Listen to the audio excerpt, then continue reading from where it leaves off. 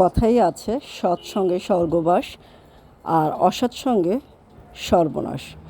আর আপনি যদি জ্ঞানী ব্যক্তিদের সাথে চলাফেরা করেন তাহলে আপনি কিন্তু আস্তে আস্তে জ্ঞানী হয়ে উঠবেন। যেমন মানুষের সাথে আপনি ঘুরবেন আপনি ঠিক তেমনই হবেন। হ্যালো ভিউয়ার্স, আসসালামু আলাইকুম। আমি নীলা আপনাদের সবাইকে ওয়েলকাম করছি নতুন আর একটা ব্লগ ভিডিওতে। আর আমার আজকের ব্লগ ভিডিওটাও প্রতিদিনের মতো একই রকম একই ধারার ভিডিওগুলো আপনারা দেখবেন, বাট কথাগুলো শুনবেন ভিন্ন ভিন্ন। কিছু চমৎকার সুন্দর গল্প আপনাদের সাথে শেয়ার করি এবং আমি সবসময় চেষ্টা করি শিক্ষণীয় কিছু গল্প আপনাদের সাথে শেয়ার করতে। তো আজকেও সুন্দর একটা গল্প আপনাদের সাথে শেয়ার করব। গল্পটা যদি ভালো লাগে শেষ পর্যন্ত শুনবেন, আর যদি একটু বেশি ভালো লাগে তাহলে ঝটপট করে একটা লাইক, কমেন্ট, শেয়ার করে দিবেন। তো চলেন আজকের গল্পটা শুরু করা যাক। এটা একটা কাল্পনিক গল্প মাত্র, অনেক আগের একটা ঘটনা। আইনস্টাইনের যিনি ড্রাইভার ছিলেন তিনি একদিন আইনস্টাইনকে বললেন, আপনি প্রতিটি সভায় যে ভাষণ দেন সেই ভাষণগুলো শুনে শুনে আমার মুখস্থ হয়ে গেছে। আইনস্টাইন তো অবাক। উনি তখন বললেন, বেশ, তাহলে এর পরের মিটিংয়ে যেখানে যাব তারা তো আমাকে চেনে না, তুমি আমার হয়ে ভাষণ দিও। আমি ড্রাইভার হয়ে তোমার গাড়িতেই বসে থাকব বা তোমার সিটে বসে থাকব। এরপরে সেই সবাই তো ড্রাইভার হুবহু আইনস্টাইনের মতো করে গড়গড় করে ভাষণ দিয়ে গেলেন। উপস্থিত যারা ছিলেন তারা তুমুল করতালি দিলেন। এরপর তারা ড্রাইভারকে আইনস্টাইন ভেবে গাড়িতে পৌঁছে দিতে গেলেন। সেই সময় কাছে একজন অধ্যাপক ছিলেন। তিনি ড্রাইভারকে আইনস্টাইনকে জিজ্ঞাসা করলেন, স্যার, ওই আপেক্ষিক এর যে সংজ্ঞাটা আছে ওই সংজ্ঞাটা আমাকে আর একটু সংক্ষেপে বুঝিয়ে দিবেন। তখন নকল আইনস্টাইন ড্রাইভার ভয় পেয়ে গেলেন, কিন্তু সাহস হারালেন না। তার ভিতরে কনফিডেন্টের কোনো অভাব থাকলো না।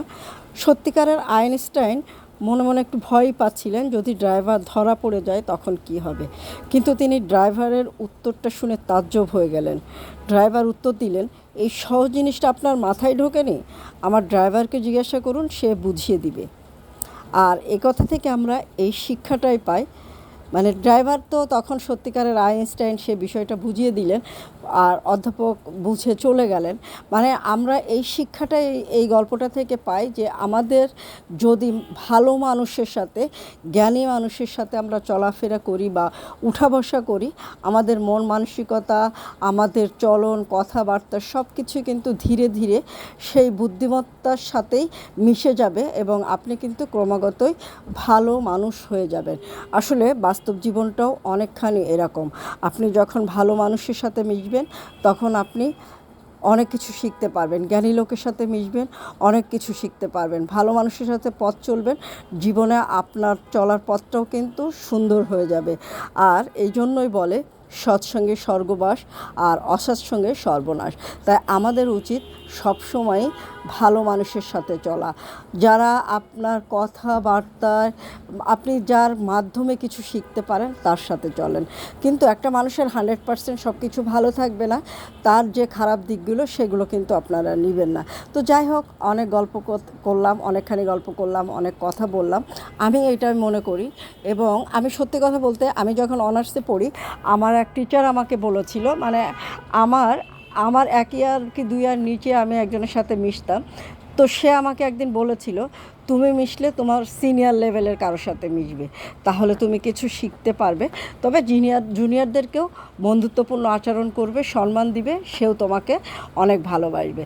তো আমি তার কথাটাও মেনে চলি এবং এই গল্পের কথাটাও আমার আসলেই, আমি অনেক আগে এই গল্পটা পড়েছি, অনেক আগে থেকেই আমি এই গল্পটা মনে ধারণ করে রাখি।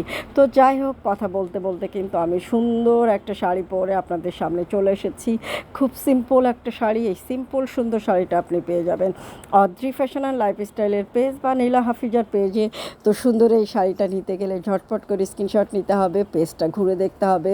অর্ডার সিস্টেম, প্রাইস সব কিছু পেজে দেওয়া আছে। খুব নাইস একটা শাড়ি।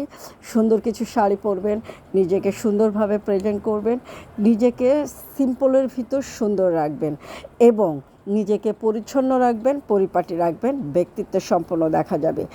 আপনাকে অনেক দামি কিছু পড়তে হবে, অনেক দামি দামি জিনিস ব্যবহার করতে হবে, বিষয়টা সেরকম না।